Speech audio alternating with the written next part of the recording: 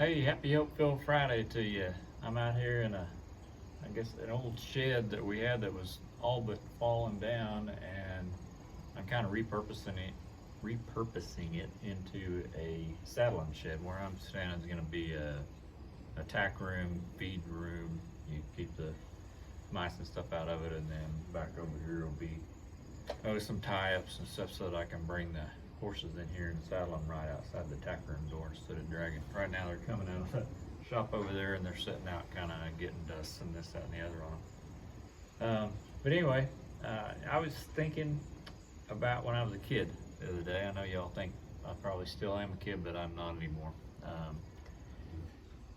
When I was in high school, getting ready to go to college, we had a refinery in our town, and they would hire kids that were college bound to do summer work in between, during summer vacation.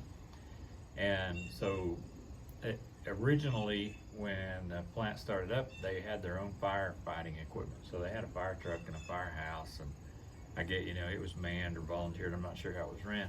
But when I got there, there was no firehouse. The city had agreed to do their firefighting for them, and they just had this old building that had been left sitting, and dust and pigeons and whatever else gets in there, and there was an old fire truck sitting inside of it.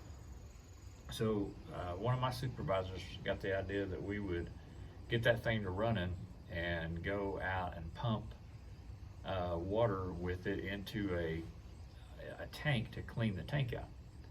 So we got a battery, put spark plugs in, got some gas and primed the thing up, actually got it started, got it running, it run pretty good. And so now as kids, 18, 19 years old, we're driving this fire truck from one side of the plant to the other.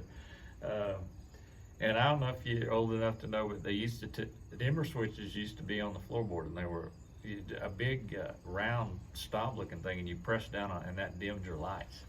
Well, this had two dimmer switches on each side, and they ran the siren. And the siren on those old trucks was like a heavy flywheel weight that when you started it, it'd go wah, and then it would speed up. But when you let off of the switch, it had to take all that time that it did to speed up to slow down. And it took it like, wah, like you could stop and the siren would still be going. So the supervisor, we got it going. He says, okay, go over to the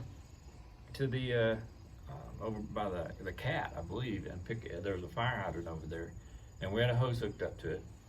And so we were supposed to fill the tank up over there, but we didn't know how to hook on to, like, I'm sure there's ways to like hook the hose up and just turn it on, but we didn't know how to do that. So we unscrewed the top of the tank. Two of us got up there and one got on the fire hydrant. And I don't know if you've ever done a fire hose, but they're treacherous. I mean, they will, like, we kind of had a kink in it because we were coming up because it's a cloth hose. I think it was a 3-inch. So the guy on the hydrant, we would tell him, open it up so much, and then about all we could both handle. I mean, it was all we could do to hold that thing down there because it had a kink. And if you got it too high, it'll blow you off of that truck, and you let go of it and start whipping. And so everybody was kind of cautious about it.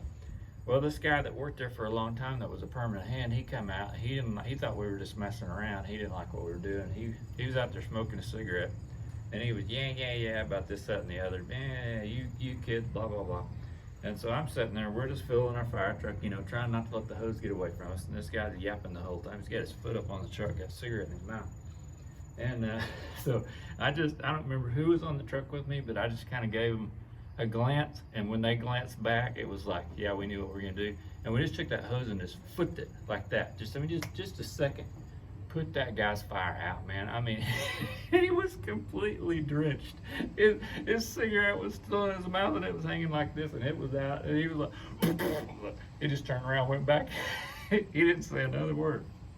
So that was one thing. The other thing was we started over, and our supervisor said, do not run that siren. Well, when you went from one side of the plant to the other, where we filled up to where we had to clean the tank out, you went over some railroad tracks and you kind of went downhill, and you were in some trees area, kind of another part of town there actually, before you got back into the plant. And so we I don't know what we were thinking. I guess we thought we wouldn't be heard. As soon as we get over the hill, we hit that siren. Oh, And so we just wound that siren up, and our supervisor comes right over the train tracks, and we're like, oh shoot. And he said, so you'll stop, so we stopped. And he was in this little bitty Ford Courier, and he's looking up like trying to see us, and you can just see his mouth. I mean, he's just griping and carrying on about it, but we can't hear nothing because that siren the whole time, something going, whoa, really loud. So he finally just stopped, boy, and you can just see it was just getting redder and redder as the siren ran down. So he finally gets stopped. And I told you we not to run that siren. Oh, we thought it was a dimmer switch. What are you running your lights for in the daytime? So anyway, that was a lot of fun. But what I want to tie that into today, on James Clear's email, he said, what could you do at work today that would seem like fun? That was fun. I mean, it was a blast to go out there and do that. You know, I'm sure the guy that got his cigarette put out didn't like us too well, but you know, he kind of asked for that, so you get what you asked for. But anyway, in your job, in your life, in your day-to-day, what sounds fun? What can you do that's fun? And focus on that, concentrate on that, and try to make your job kind of match that. Everything goes a lot easier, goes a lot better. People like being around you more. So anyway, just wanted to come by and wish you guys a happy Hope-Filled Friday, and do something that sounds fun. I hope y'all have a great weekend, and we'll catch you down the road.